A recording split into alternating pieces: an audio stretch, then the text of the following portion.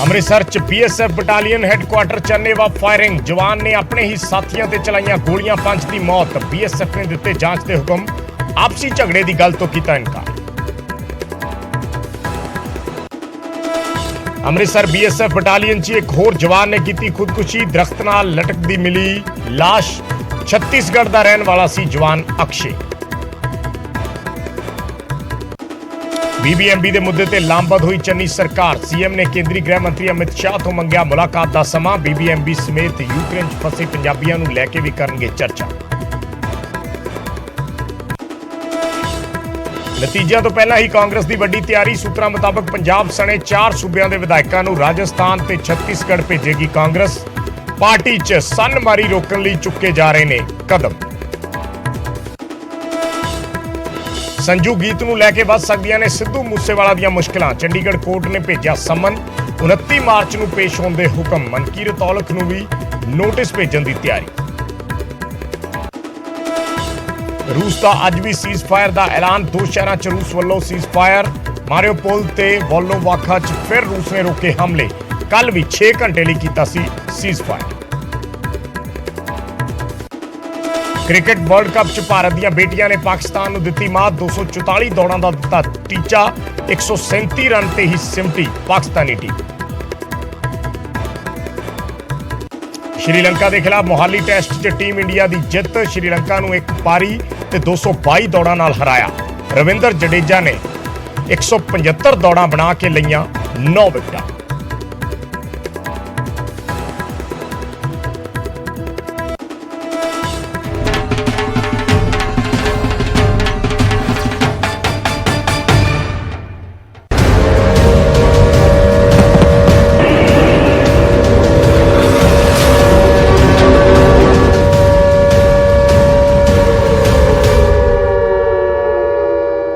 ਸਤਿ ਸ਼੍ਰੀ ਅਕਾਲ। ਨਿਊਜ਼ 18 ਪੰਜਾਬ ਹਰਿਆਣਾ ਹਿਮਾਚਲ ਦੇਖ ਰਹੇ ਸਾਰੇ ਦਰਸ਼ਕਾਂ ਦਾ ਸਵਾਗਤ ਹੈ। ਮੈਂ ਹਾਂ ਵਿਜੇਪਾਲ ਸਿੰਘ ਬਰਾੜ। ਸਭ ਤੋਂ ਪਹਿਲਾਂ ਵੱਡੀ ਖਬਰ ਯੂਕਰੇਨ ਤੋਂ। ਯੂਕਰੇਨ ਦੀ ਵੱਡੀ ਆਰਮੀ ਬੇਸ ਤੇ ਕਬਜ਼ਾ ਹੋ ਗਿਆ ਹੈ ਖੈਰਸਨ ਨੇੜੇ। ਯੂਕਰੇਨ ਦੇ ਆਰਮੀ ਬੇਸ ਤੇ ਰੂਸ ਨੇ ਕਬਜ਼ਾ ਕਰ ਲਿਆ ਹੈ। ਬੇਸ ਤੇ ਵੱਡੀ ਗਿਣਤੀ 'ਚ ਹਥਿਆਰਬੰਦ ਜਿਹੜੇ ਨੇ ਉਹ ਨਜ਼ਰ ਆ ਰਹੇ ਨੇ। ਰੂਸ ਦੇ ਰੱਖਿਆ ਮੰਤਰਾਲੇ ਨੇ ਇਹ ਦਾਅਵਾ ਕੀਤਾ ਹੈ ਕਿ ਟੈਂਕ, ਬਖਤਰਬੰਦ ਗੱਡੀਆਂ ਸਮੇਤ ਕਈ ਵੱਡੇ ਹਥਿਆਰ ਕਬਜ਼ੇ 'ਚ ਲੈ ਲਏ ਗਏ ਨੇ। 4500 ਟਨ ਗੋਲਾ ਬਰੂਦ, ਗਾਈਡਡ ਮਿਜ਼ਾਈਲਾਂ ਵੀ ਕਬਜ਼ੇ 'ਚ ਲੈ ਲਈਆਂ ਗਈਆਂ ਨੇ। ਯੂਕਰੇਨ ਦਾ ਇਹ ਵੱਡਾ ਆਰਮੀ ਬੇਸ ਹੈ ਜਿਸ ਤੇ ਕਬਜ਼ੇ ਦਾ ਦਾਅਵਾ ਰੂਸ ਵੱਲੋਂ ਕੀਤਾ ਗਿਆ ਹੈ। ਖੈਰਸਨ ਇਲਾਕੇ ਦੇ ਨੇੜੇ ਇਹ ਵੱਡਾ ਆਰਮੀ ਬੇਸ ਹੈ ਯੂਕਰੇਨ ਦਾ, ਜਿਸ ਤੇ ਕਬਜ਼ਾ ਕਰਨ ਦਾ ਦਾਅਵਾ ਰੂਸ ਕਰ ਰਿਹਾ ਹੈ। 4500 ਟਨ ਗੋਲਾ ਬਰੂਦ, ਗਾਈਡਡ ਮਿਜ਼ਾਈਲਾਂ ਕਬਜ਼ੇ 'ਚ ਲੈਣ ਦੀ ਗੱਲ ਕਹੀ ਗਈ ਹੈ। ਟੈਂਕ, ਬਖਤਰਬੰਦ ਗੱਡੀਆਂ ਸਮੇਤ ਕਈ ਹਥਿਆਰ ਕਬਜ਼ੇ 'ਚ ਲੈ ਲਏ ਗਏ ਨੇ। ਰੂਸ ਦੇ ਰੱਖਿਆ ਮੰਤਰਾਲੇ ਨੇ ਇਹ ਦਾਅਵਾ ਕੀਤਾ ਹੈ।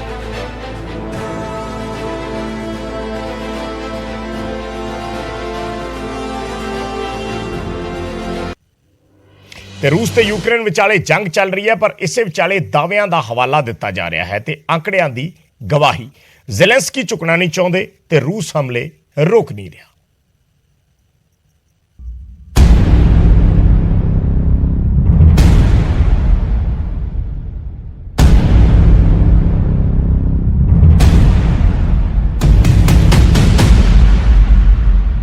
बेशक ही यूक्रेन ते रूस लगातार हमले कर रहे हैं, पर यूक्रेन भी मोर्चे ते डटा होया है। रूस का दावा है कि उसने यूक्रेन के कई शहरों ते कब्जा कर लिया है। रूसी फौजी उत्थे बड़ी तबाही मचा रहे ने। रूस ने हुण यूक्रेन के S-300 एयर डिफेंस सिस्टम नूं तबाह करने का दावा किया है। नाल ही दावा यह भी किया जा रहा है कि 2203 फौजी ठिकाने उड़ा दिते गए ने। इस तो अलावा भी कई तरीके के हथियार तबाह कर दिते ने। नाल ही रूस का दावा है कि उसने 274 फील्ड आर्टिलरी और मोर्टार, खास फौजी गड्डियां दी 532 यूनिटां, 59 मनुख रहित हवाई जहाज संबंधी तकनीक ढह ढेरी कर दित्तियां ने। नाल ही जमीन ते 69 जहाज अते हवा विच 21 जहाज़ां नूं तबाह कर दिता है।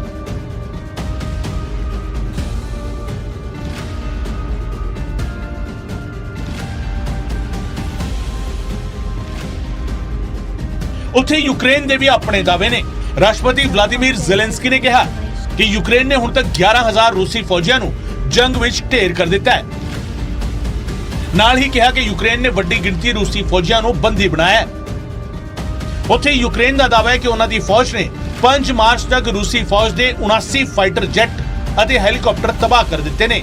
ਨਾਲ ਹੀ 269 ਰੂਸੀ ਟੈਂਕ, 945 ਬਖਤਰਬੰਦ ਲੜਾਕੂ ਗੱਡੀਆਂ ਅਤੇ 45 ਮਲਟੀ ਰਾਕੇਟ ਲਾਂਚ ਸਿਸਟਮ ਨੂੰ ਵੀ ਤਬਾਹ ਕਰ ਦਿੱਤਾ ਹੈ। ਯੂਕਰੇਨ ਤੋਂ ਇਲਾਵਾ ਯੂਐਨ ਦਾ ਦਾਅਵਾ ਹੈ ਕਿ ਯੂਕਰੇਨ ਵਿੱਚ ਹੁਣ ਤੱਕ 351 ਆਮ ਲੋਕਾਂ ਦੀ ਮੌਤ ਹੋ ਚੁੱਕੀ ਹੈ। ਉੱਥੇ ਲੰਘੇ ਦਿਨੀ ਪੈਂਟਾਗਨ ਵੱਲੋਂ ਦਾਅਵਾ ਕੀਤਾ ਗਿਆ ਕਿ ਰੂਸ ਨੇ 7 ਦਿਨਾਂ ਵਿੱਚ ਯੂਕਰੇਨ ਤੇ 500 ਤੋਂ ਵਧੇਰੇ ਮਿਜ਼ਾਈਲਾਂ ਦਾਗੀਆਂ ਨੇ। ਔਸਤਨ 71 ਮਿਜ਼ਾਈਲਾਂ ਰੋਜ਼ ਦਾਗੀਆਂ ਗਈਆਂ ਨੇ। ਰੂਸੀ ਹਮਲਿਆਂ ਤੋਂ ਯੂਕਰੇਨ ਹੁਣ ਪਸਤ ਹੈ, ਪਰ ਉਹ ਵੀ ਆਪਣਾ ਦਮ ਦਿਖਾਉਣ ਵਿੱਚ ਪਿੱਛੇ ਨਹੀਂ ਹਟ ਰਿਹਾ। Bureau report, news 18 Punjab.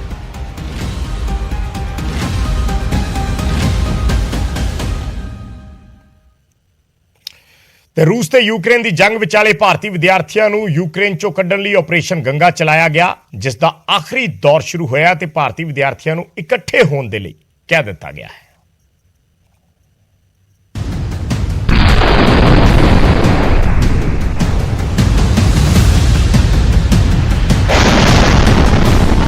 Ukraine रूस युद्ध के 11 दिन पूरे हो चुके ने। हंगरी स्थित भारतीय अंबैसी ने हुण तक का एक अहम ऐलान करते हुए कहा है कि ऑपरेशन गंगा का आखिरी दौर शुरू हो रहा है। अजे दे विच उत्थे फसे हुए लोग स्थानक समय के अनुसार सवेरे 10 बजे तो 12 बजे दे विच बुडापेस्ट दे हंगरिया सिटी सेंटर पहुंचन। यह ऐलान अपने खुद की रिहायश यानी अंबैसी वालों कीते बंदोबस्त तो इलावा रहने वाले विद्यार्थियों के लिए किया गया।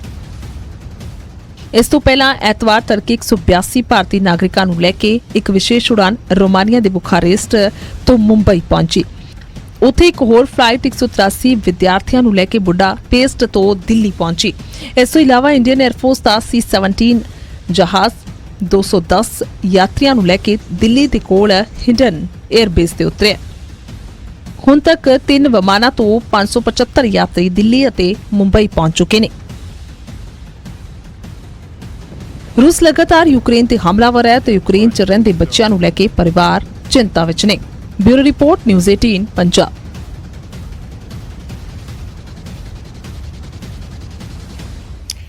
ਤੇ ਅੰਮ੍ਰਿਤਸਰ ਤੋਂ ਕਾਂਗਰਸ ਐਮਪੀ ਗੁਰਜੀਤ ਔਜਲਾ ਪੋਲੈਂਡ ਪਹੁੰਚੇ ਹੋਏ ਨੇ ਤੇ ਯੂਕਰੇਨ ਤੋਂ ਬਾਰਡਰ ਕ੍ਰਾਸ ਕਰ ਪੋਲੈਂਡ ਪਹੁੰਚੇ ਭਾਰਤੀ ਵਿਦਿਆਰਥੀਆਂ ਦੀ ਮਦਦ ਕਰ ਰਹੇ ਨੇ। ਨਾਲ ਹੀ ਔਜਲਾ ਯੂਕਰੇਨ 'ਚ ਫਸੇ ਹੋਏ ਬਾਕੀ ਭਾਰਤੀਆਂ ਨੂੰ ਲੈ ਕੇ ਵੀ ਫਿਕਰਮੰਦ ਨੇ। ਨਿਊਜ਼ 18 ਨਾਲ ਐਮਪੀ ਗੁਰਜੀਤ ਔਜਲਾ ਨੇ ਖਾਸ ਗੱਲਬਾਤ ਕੀਤੀ ਤੇ ਆਪਣੇ ਵੱਲੋਂ ਕੀਤੀਆਂ ਜਾ ਰਹੀਆਂ ਕੋਸ਼ਿਸ਼ਾਂ ਬਾਰੇ ਜਾਣਕਾਰੀ ਦਿੱਤੀ। और ज़शफ में ऑपरेशन गंगा के तहत कई शेल्टर सेंटर्स बनाए गए हैं भारतीयों को बचाने के लिए। सरकार अपने दावा कर रही है, लेकिन इकलौते सांसद जो पंजाब से उठकर यहाँ पोलैंड ज़शफ तक आए हैं, अमृतसर से सांसद हैं, कांग्रेस पार्टी के सीनियर लीडर हैं, एमपी हैं, गुरजीत सिंह औजला जी हैं जो अमृतसर से सांसद हैं। गुरजीत जी, सवाल कुछ नहीं, मतलब मेरे को ऑपरेशन गंगा में हाथ बढ़ाने आए आप, राजनीतिक मतलब पॉलिटिकल उससे हट के आप कांग्रेस के सांसद हैं, यहाँ बच्चों को सहयोग कर रहे हैं, बच्चों को बचाने आए इवैक्यूएशन प्रोसेस में, मतलब ऑपरेशन गंगा में हाथ बढ़ाने आए हैं। बात ये है, ये तो जो कुछ हो रहा है, कोई इसको गंगा का नाम दे दे, कोई इसको गुरुद्वारों में जो लोग सेवा कर रहे हैं उसका नाम दे दे, कोई एनजीओ का नाम दे दे, ये अलग अलग अपना काम है, वो कर रहे हैं। लेकिन हमारा काम है बच्चों को बचाना। उसमें ऑपरेशन गंगा के नीचे कुछ दिख रहा है हमें, उसको उसमें मान लो। वो कोई बोल रहा है कि सेवा कर रहे हैं, उसमें मान लो। कोई बोल रहे पॉलिटिकल है, उसमें मान लो। ये तो सब चलता रहेगा, लेकिन सबसे जरूरी है जो बच्चे यूक्रेन में रुके हुए हैं, जो यूक्रेन से बॉर्डर के बैक यूक्रेन की साइड है, उनकी चिंता करने का बड़ा विषय है।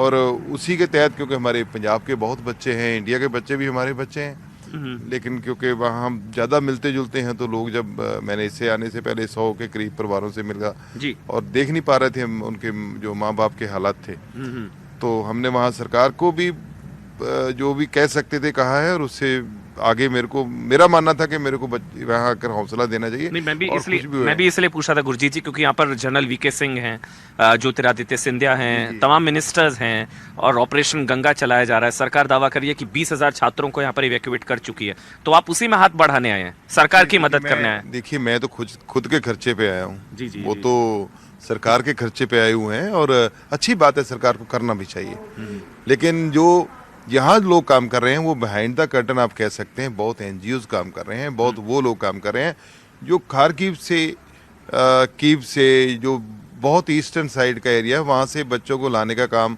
जो हमारा यहाँ के पंजाबी डायस्पोरा है, इंडियन डायस्पोरा है, और सब हाथ से हाथ मिलाकर, वो तो उनमें गवर्नमेंट का कुछ लेना देना नहीं है, लेकिन वो लोग मदद कर रहे हैं ट्रांसपोर्टेशन में, वो लोग मदद कर रहे हैं लंगर लगाकर। अभी गुरु घर में किसी भी सरकार का कोई लेना देना नहीं। जब वर्षों को गुरु घर और मंदिर नहीं खुलते तो आपको पता चल जाता क्या हालत होता है यहाँ। अब तो मतलब जब हालात पूरा मतलब 28 के बाद भी सरकार ने आकर शुरू ये हैंडल किया, लेकिन उससे पहले जो हालात थे वो बदतर थे, तो वो देखने के लायक थे कि वो बच्चे जब बात होती बोले कि हमें ये मंदिर गुरु घर सिंह सभा गुरुद्वारा है वारसो में, सबसे पहले वो खुला।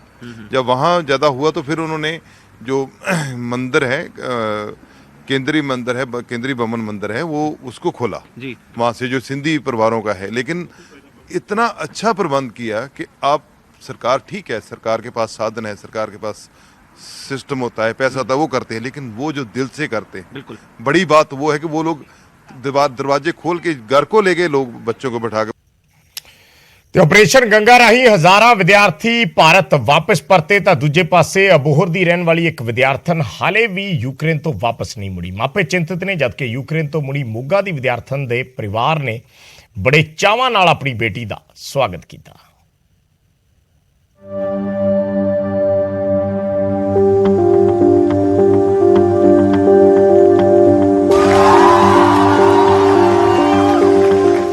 ਭਾਰਤ ਸਰਕਾਰ ਯੂਕਰੇਨ 'ਚ ਫਸੇ ਭਾਰਤੀ ਨਾਗਰਿਕਾਂ ਨੂੰ ਕੱਢਣ ਦੀਆਂ ਕੋਸ਼ਿਸ਼ਾਂ 'ਚ ਲੱਗੀ ਹੈ। ਆਏ ਦਿਨ ਆਪਰੇਸ਼ਨ ਗੰਗਾ ਰਾਹੀਂ ਹਜ਼ਾਰਾਂ ਭਾਰਤੀ ਨਾਗਰਿਕ ਅਤੇ ਵਿਦਿਆਰਥੀ ਵਤਨ ਵਾਪਸ ਮੁੜ ਰਹੇ ਨੇ, ਪਰ ਹਾਲੇ ਵੀ ਕਈ ਭਾਰਤੀ ਵਿਦਿਆਰਥੀਆਂ ਦੇ ਯੂਕਰੇਨ 'ਚ ਫਸੇ ਹੋਣ ਦੀਆਂ ਖਬਰਾਂ ਸਾਹਮਣੇ ਆ ਰਹੀਆਂ ਨੇ।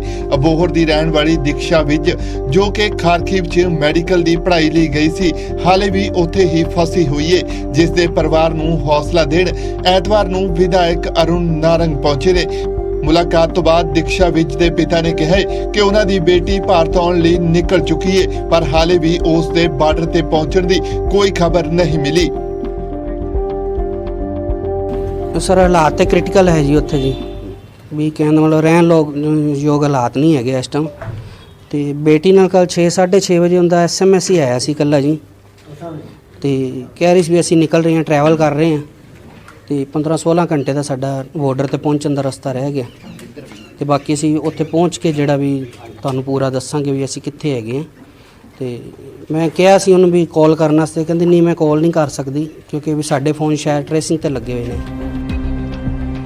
ਉਧਰ ਦੀਕਸ਼ਾ ਦੇ ਪਰਿਵਾਰ ਨੂੰ ਮਿਲਣ ਪਹੁੰਚੇ ਵਿਧਾਇਕ ਅਰੁਣ ਨਾਰੰਗ ਨੇ ਕਿਹਾ ਕਿ ਖਾਰਕਿਵ 'ਚ ਸਥਿਤੀ ਜੰਗ ਕਾਰਨ ਭਿਆਨਕ ਬਣੀ ਹੋਈ ਹੈ, ਜਿਸ ਨਾਲ ਦੀਕਸ਼ਾ ਵਿਜ ਨੂੰ ਕੱਢਣ 'ਚ ਦੇਰੀ ਹੋਈ ਹੈ, ਪਰ ਭਾਰਤ ਸਰਕਾਰ ਵੱਲੋਂ ਦੀਕਸ਼ਾ ਸਣੇ तमाम ਵਿਦਿਆਰਥੀਆਂ ਨੂੰ ਭਾਰਤ ਵਾਪਸ ਲਿਆਉਣ ਦੀ ਪੂਰੀ ਕੋਸ਼ਿਸ਼ ਕੀਤੀ ਜਾ ਰਹੀ ਹੈ। नहीं, सरकार ने तो मदद की है जी, सरकार पूरी मदद कर रही है। इन्हें लगभग 21-22 बच्चे इवैक्यूएट किए हैं। ਇਹਨਾਂ ਦੀ ਬੇਟੀ ਸੀ ਜਿੱਥੇ ਉਹ ਉੱਥੇ ਜੰਗ ਦਾ ਮੈਦਾਨ ਸੀਗਾ, ਉੱਥੇ ਗੋਲੇ ਚੱਲ ਰਹੇ ਸੀਗੇ ਤੇ ਇਵੈਕੂਏਸ਼ਨ ਥੋੜੀ ਲੇਟ ਹੋਏ ਹੈ, ਪਰ ਜਿਸ ਤਰ੍ਹਾਂ ਸਰਕਾਰ ਨੇ ਕੰਮ ਕੀਤਾ, ਰਸ਼ੀਆ ਨੂੰ ਸੀਜ਼ ਫਾਇਰ ਕਰਵਾ ਕੇ ਇਹਨਾਂ ਨੂੰ ਉੱਥੇ ਇਵੈਕੂਏਟ ਕੀਤਾ, ਇਹ ਬਹੁਤ ਵੱਡੀ ਗੱਲ ਹੈ। ਉਧਰ ਬਹੁਤ ਸਾਰੇ ਵਿਦਿਆਰਥੀ ਆਪਰੇਸ਼ਨ ਗੰਗਾ ਦੀ ਬਦੌਲਤ ਆਪਣੇ ਪਰਿਵਾਰਾਂ ਕੋਲ ਵਾਪਸ ਆ ਰਹੇ ਨੇ। ਮੋਗਾ ਦੀ ਰਹਿਣ ਵਾਲੀ ਨੰਦਨੀ ਵੀ ਵਾਪਸ ਮੁੜੀ ਹੈ। ਪਰਿਵਾਰ ਨੇ ਕੇਕ ਕੱਟ ਕੇ ਅਤੇ ਫੁੱਲਾਂ ਦੇ ਹਾਰ ਪਾ ਕੇ ਨੰਦਨੀ ਦਾ ਸਵਾਗਤ ਕੀਤਾ ਹੈ। ਇਸ ਦੌਰਾਨ ਨੰਦਨੀ ਨੇ ਕਿਹਾ ਹੈ ਕਿ ਉਸ ਨੂੰ ਘਰ ਆ ਕੇ ਬੇਹੱਦ ਰਾਹਤ ਮਿਲੀ ਹੈ, ਜਦਕਿ ਉਸ ਨੇ ਭਾਰਤ ਸਰਕਾਰ ਤੋਂ ਆਪਣੀ ਬਾਕੀ ਬਚੀ ਪੜ੍ਹਾਈ ਭਾਰਤ ਵਿੱਚ ਹੀ ਪੂਰੀ ਕਰਵਾਉਣ ਦੀ ਮੰਗ ਵੀ ਕੀਤੀ। अब तो बहुत अच्छा लग रहा है कि हम सेफली पहुंच गए और यही है कि सभी बच्चे सेफली पहुंच जाएं। आगे की स्टडी का भी बहुत सारा टेंशन है हमें, है कि एक्चुअली क्या है कि वहाँ पे जो हमारी फीस स्ट्रक्चर है MBBS का, वो इंडिया के प्राइवेट कॉलेजेस से कम है, तभी सारे स्टूडेंट्स वहाँ पे प्रेफर करते हैं। तो इंडियन गवर्नमेंट को मैं बोलूँगी कि थोड़ा सा हमारे को यहाँ पे भी फीलेशन दे और हमारी चाहे स्टडी यहाँ पे कंप्लीट करने का हमारे को मौका दे।